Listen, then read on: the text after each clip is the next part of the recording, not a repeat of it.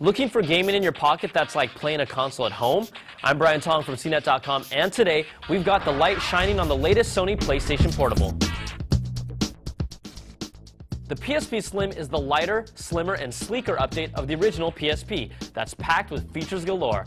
Let's check out the design. It's 19% thinner than the original and 1/3 lighter. Owners of the older PSP will feel the difference immediately. But what's the first thing you notice? It's got a huge 4.3-inch screen that dominates the device, and everyone familiar with the PlayStation control layout will feel right at home. The PSP also has the best graphics for a gaming portable, hands down. It's really like having a PlayStation 2 in your hands. There are plenty of killer titles like Final Fantasy VII Crisis Core and the innovative Potapons, but the PSP tends to cater to a more hardcore gamer. This is a gaming machine, but what makes it unique is all the other stuff it can do. There's a ton, so we'll try to get through most of it. The PSP is a solid music player. It supports DM-free MP3s, WMA, WAV, AAC, and A-Track 3 files, and album art too.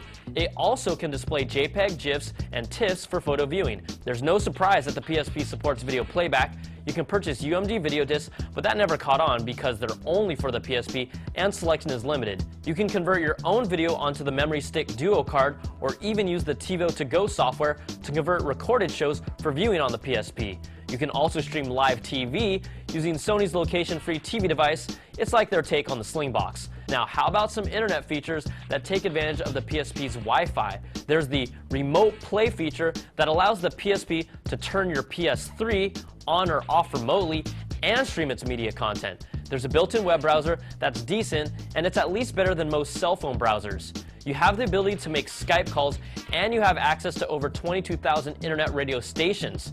Now, Sony continues to release firmware updates, and each one has brought even more features, so I don't see that changing, and it's a constantly improving device. So what do we still want to see improved? On the hardware side, the screen is great, but it's still a plastic surface, and it scratches pretty easily. Mine scratched a few days after throwing it into my bag, so you guys got to protect yours. There's also video output on the latest PSP through the new AV jack on the bottom here, and it's a great feature, and video content can support the full DVD level resolution, but games only output at the PSP's locked-in native 480 by 272 res. I'm hoping a firmware update will fix that in the future. Now, game load times could be better, and they've improved, and I know it's the nature of the UMD format, but I wish they were faster. Battery life could be better too. Sure, it's a big screen, but I get about 4 hours of gameplay before I have to go for a recharge.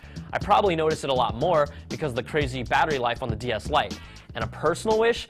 I wish it had 2 analog controllers instead of just 1. If they want us to play first-person shooters the right way, that's the way to do it. It could also really open up some new types of gameplay. I'm Brian Tong for CNET.com, and the Sony PlayStation Portable is not only a great gaming portable, but it's a multimedia machine with features that take it beyond gaming.